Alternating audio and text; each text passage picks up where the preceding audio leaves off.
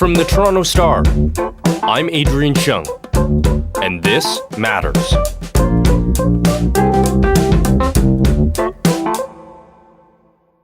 We're not out of the woods yet, but little by little, we're all remaking life into a new kind of normal.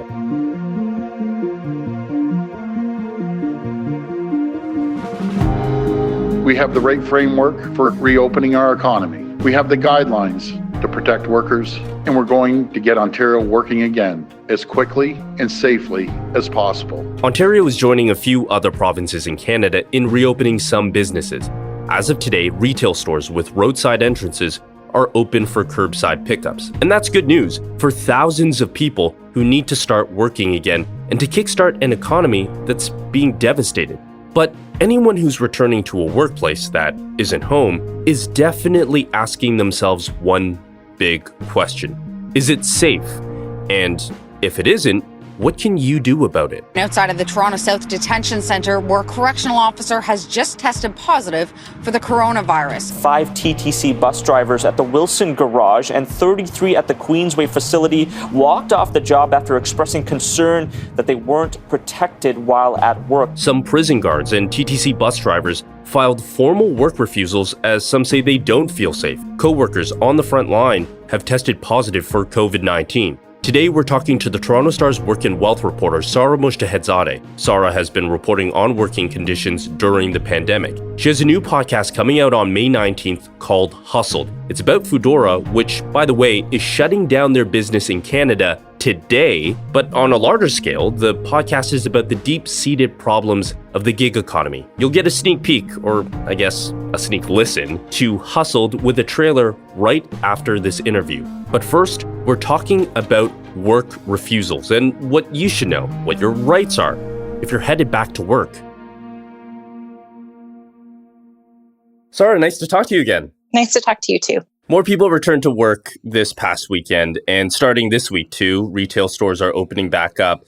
What is this gradual reopening of business signaling, you think? Well, I think we are obviously on track to start opening more kind of retail fronts. I think it's important to kind of note in all this public discussion around reopening the economy that the economy didn't close for mostly low-wage workers in huge sectors like warehousing, food processing, agriculture. Those sectors of the economy remain very much open. But what we're sort of inching towards is seeing more sort of retail fronts start to open in a kind of modified way. I think there's a little bit of recognition that the economy, it can only go on so long, having some sectors not being able to operate. And so I think with that comes questions of how in these new environments that are starting to reopen, workers can keep safe, given that, over the course of the past few months, we've heard real concerns about all those sectors that didn't close down and the health and safety concerns that workers faced there. Yeah, it's these new kinds of safety regulations that we never really had to think of before that are obviously super, super important now. Yeah, I think especially in a kind of infectious disease type situation, it's a difficult one because you're not just thinking about a physical injury or whether your equipment is safe. It's about how you're interacting with your colleagues, your ventilation systems, things that I think are maybe a little less obvious safety hazards, things that workers may not have traditionally thought of as a potential health and safety risk. And also because the science on COVID-19 is evolving. We're still sort of getting to grips as to what are the best safety precautions. And I think that uncertainty kind of causes a lot of anxiety for workers, and it creates confusion about what the best health and safety practices are. In this new world, what sort of obligations do employers have in making sure they are reopening the right way, that they are protecting the people who are going to work for them? Well, all employers in Ontario do have a legal obligation to take every reasonable precaution to keep their workers safe. That was true before the pandemic, and it's now obviously so critical to making sure that workers don't face an unnecessary or preventable risk on the job. And so I think that legal obligation will have to be front of mind for a lot of businesses that are starting to reopen. The Ministry of Labour has now created guidelines for a bunch of different sectors, some of which, again, never shut down, and then some of them are now considering modified reopenings.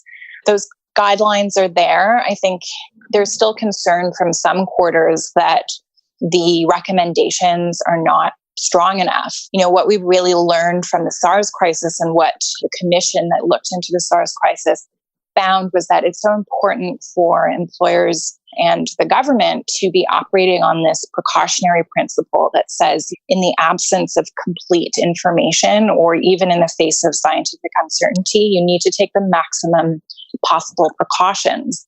And one of the concerns that I've heard a lot from workers is whether I should have the right to, say, have a face mask on the job.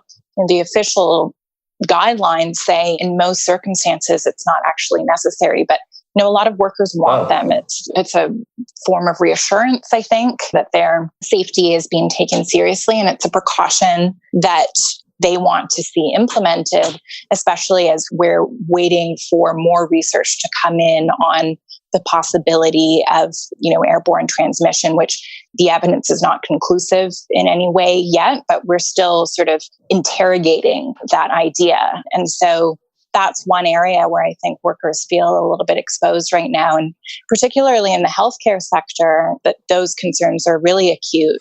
We've heard so much about the lack of N95 respirators. So I think those sorts of issues are going to be ones that we see crop up more and more businesses open. If employees don't feel safe, can they actually refuse to go back to work? So the way the work refusals work is that they're really about responding to the conditions that you're seeing on the job. So you can't really refuse work sight unseen. Right. You can't say your employer orders you back, but you can't say, well, I haven't even been there yet, but I don't feel unsafe and therefore I don't want to work. That's not really how formal work refusals work. Yeah. That's not how a sort of traditional work refusal operates. Although I will say that some companies during this pandemic have said, if you have a loved one who is immunocompromised, for example, and you don't feel able to go into the workplace, accommodations are sometimes being made. And certainly I think a lot of labor advocates would say that's such an important accommodation, not just for employers to make out of their own goodwill, but to see actual legislative protections. For example, 21 job protected emergency leave days that you can take if you just don't feel able to go into work for your own health reasons or because of a loved one's health concerns. But traditionally, a work refusal would sort of look like showing up to the job, seeing something that you consider to be unsafe, to be an immediate hazard to your health and safety, and then notifying your supervisor and that you don't feel comfortable continuing to work. And that kind of kickstarts the formal process. So I know tons of workplaces are different and they have different needs, but let's just say hypothetically, I go back to work, I've been ordered back to work, and I personally think that my workplace isn't safe, that I'm not seeing adequate protective equipment or maybe sanitation. The first step I would think is talking to your employer, but let's say nothing changes. How does a formal work refusal actually play out? So after you've notified your supervisor that you're refusing work because you feel it's unsafe and they take a look, if you're not satisfied with how they've resolved that issue or hazard, you can then notify the Ministry of Labour that you're refusing unsafe work. That becomes an unsafe work refusal. And, a Ministry of Labour investigator would at that point come in and assess the situation. During that time, you're not to work. You are to go to somewhere safe. Your employer can give you a modified or alternative job while you're waiting for the ministry investigation to take place. they can assign the job that you consider to be unsafe to someone else, but they must tell that person that the job is subject to an unsafe work refusal so that that person can make an informed decision about whether they want to do the work that you've refused. The Ministry of Labour will then decide whether there are grounds to uphold the work refusal. If there are issues, make recommendations or orders as to how they should be fixed.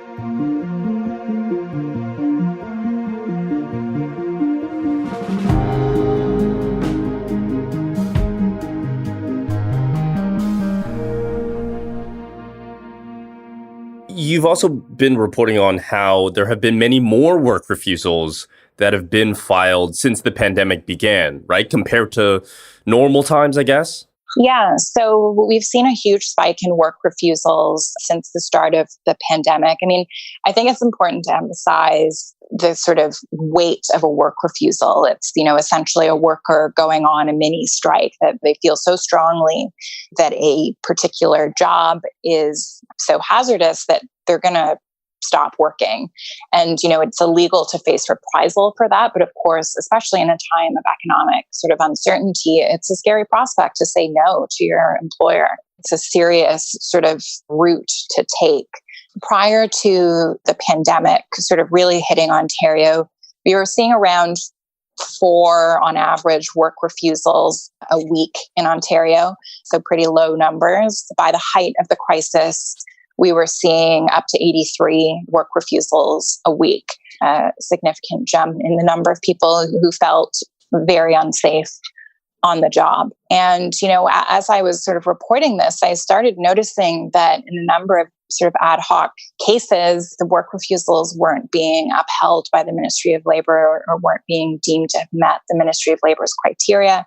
I was also often not seeing orders being issued to certain workplaces. So, I sort of got curious as to what the data said overall about the number of work refusals that were being accepted by the Ministry of Labour. And ultimately, the answer was none of them. What is the ministry's rationale then? What is their criteria, if not these cases? Well, I think that is what is a source of confusion for a lot of workers. It's up to the Ministry of Labour inspectors' discretion to decide whether this constitutes an immediate hazard to the worker's health once they've filed a work refusal. But as I was reporting this story, I sort of started to gather information on some of the concerns that inspectors and their union representatives had about how inspections during the pandemic were actually taking place. So at the start of the pandemic, the Ministry of Labour set up a work refusal advisory committee. There's certainly concern from the unions who represent Ministry of Health inspectors that committee is sort of having an undue influence on what inspectors are doing in the field and sort of making recommendations on orders that inspectors are issuing to employers rather than letting them kind of assess the situation and use their discretion to make decisions about workplace safety. So I think, there's certainly concerns there. The Ministry of Labour has said that while it hasn't upheld any of these work refusals, it has treated them as complaints and issued health and safety orders in response to them. I think the latest figure is they've issued about 1,500 health and safety orders to employers related directly to COVID-19. But there are certainly critics out there who feel that it's a lower number than we might expect to see given the very severe health risks that some workers are facing on the job. Obviously, if you're an employee who is lodging a formal work refusal, you have to ask, is this really going to go anywhere? Well, and I think that's part of the concern, right, is that when you see that none of these refusals are being upheld, it sort of has a bit of a chilling effect, potentially, I think, on workers' right to file unsafe work refusals if you feel like you don't really have a shot at having your work refusal upheld. I think there's certainly concerns around the message that sends to workers. I wanted to talk about this case of Foodora. Obviously, they are leaving May 11th. And the last time we spoke on this podcast, you mentioned how the classification of who is an independent contractor and who isn't actually makes a world of difference in how they can be treated by an employer. How does that play out when it comes to work refusals, you think? Yeah, I mean, I think what we've seen through this pandemic is that a number of workers and job categories where workers are considered to be independent contractors in a lot of cases, and that includes Foodora couriers and lots of other delivery folks who work through an app, really being on the front lines of this pandemic and performing work that many of us now consider to be very essential. As an independent contractor, you are not entitled to the protections under our employment standards legislation. And so that's been a huge bone of contention for a lot of workers and labor advocates who say that some employers are deliberately misclassifying workers to sort of avoid those minimum obligations.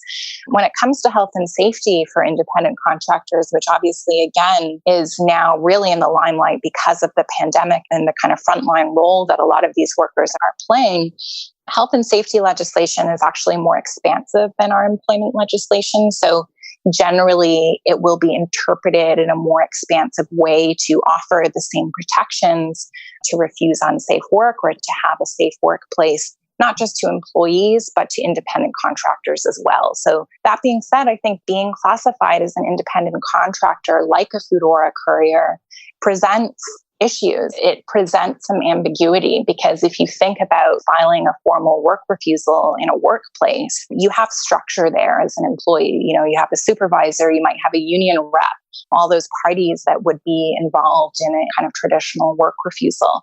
As an independent contractor, as a Foodora courier whose workplace is the entire city, who doesn't necessarily have a direct supervisor or doesn't have a clear form of recourse when they feel things are unsafe or unfair, the actual mechanics of filing a work refusal just become a bit more difficult and ambiguous. And, I think a lot of these workers don't even know that they have the right to do that because they don't have a union, they don't have a health and safety committee to refer to.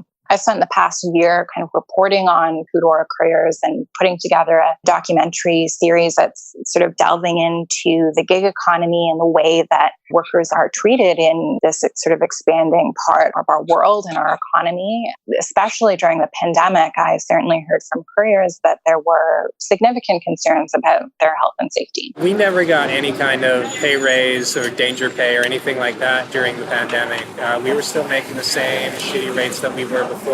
It really takes the workers unionizing to get what we're owed as workers who are out risking our health and safety and that of everyone around us every day just to do our jobs. So, Sara, a lot of your reporting, too, whether it's this conversation or it's about Foodora and workers' rights, has really centered on this idea of what rights employees have, what protections they have to a fair and safe workplace, and how that's really changed in this world of the pandemic. What do you think this really weird time that we're living in right now has revealed about those workers' rights? I mean, I think it's really exposed the ways that some of our most vulnerable workers, first of all, are so essential to our economy functioning, but also the ways in which our social safety net doesn't often offer the support or protection that a lot of these workers feel they need. And I think Foodora couriers are sort of a prime example of that, as are, many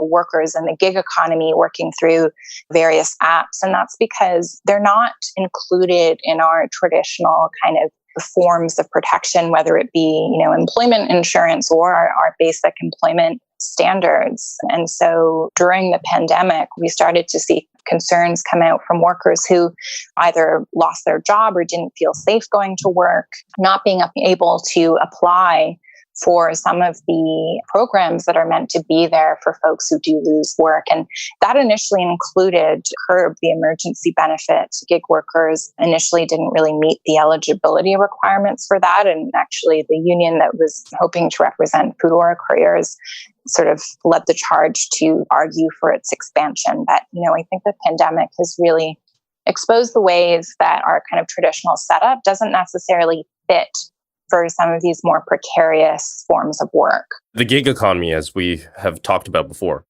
Exactly. I thought it was really striking when you mentioned earlier that the province has these new guidelines when it comes to the pandemic, and something like, let's say, face masks aren't actually mandatory under that. I do find it striking, though, that doesn't a functioning business during this pandemic really come down to what kind of confidence employees actually have in the places where they work? Yeah, I think so. I mean, I think prior to the pandemic, there's been lots of research done on the value of having obviously a healthy but also happy workforce that feels safe on the job, that feels that their employers are taking their responsibilities seriously, that feels they have a voice on the job, that they are able to advocate for themselves. To put it in, I guess, terms that might fit an employer's perspective, I think those workers tend to be more productive when they feel like that. Many labor advocates would say, regardless of productivity, there is a strong moral case to having workers who are adequately protected on the job, who feel that those responsibilities are being met. I think that there are, of course, tangible things that employers not only should provide, but are legally obligated to provide. But there are also the reassurances, the communication, the transparency that I think a lot of workers, based on my reporting and speaking to workers over the past couple months, that workers are really desperate for. They want information on whether there have been COVID diagnoses in the workplace. They want to know what steps their employers have taken to, sanitize their facility. During these times of anxiety, that kind of transparency is just really important. Thanks for your time, Sara. No problem. Thank you. And that's Sara Mojtehedzadeh, the Toronto Star's Work and Wealth reporter. As we said off the top, Sara has a podcast called Hustled coming out on May 19th about Foodora and the realities of the gig economy. Here's the trailer of Hustled right now. I treat the roads like the ocean, like a current. Everything's flowing in a certain way, and I'm just trying to flow through all the traffic without getting hurt. I didn't take this job because I love cycling. I took it because I needed a job. 30 years of transformation and lack of attention by our ministries of labor to actually enforce the rights that we have as workers has failed. I do it because I like the job. I like riding my bike. I like the independence. I don't like having a boss. So this is a welcome change to me. We never got any kind of pay raise or danger pay or anything like that during the pandemic. We were still making the same shitty rates that we were before. The platform economy is the tip of a very, very big wave in which our entire economies are being computerized. I'm Sara Mojtehedzadeh. This is Hustled. For the past year, I've been following a scrappy group of Toronto food couriers as they take on a multinational company, a modern-day David and Goliath story.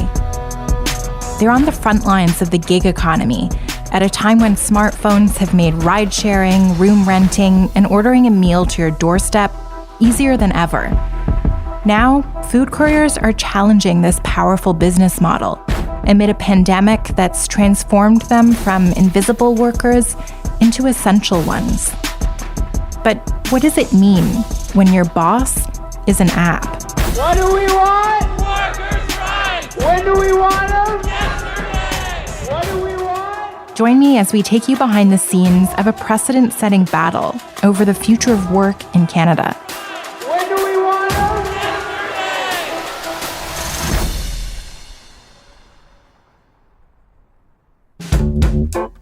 That's it for today. Thanks for listening. This Matters is hosted and produced by me, Adrian Cheung, Sara Mojtehedzadeh, and Raju Muthar. Produced and mixed by Sean Pattinen, and our director of programming is JP Fozo. Our show theme music is by So Called, and our episode music is by Mike DeAngelis. We want to hear what stories matter to you. Please send us comments, questions, or ideas to thismatters@thestar.ca. Please consider supporting the journalism the Toronto Star newsroom does at thestar.com. And don't forget to subscribe to This Matters on Apple Podcasts, Spotify, or wherever you listen to your favorite podcasts.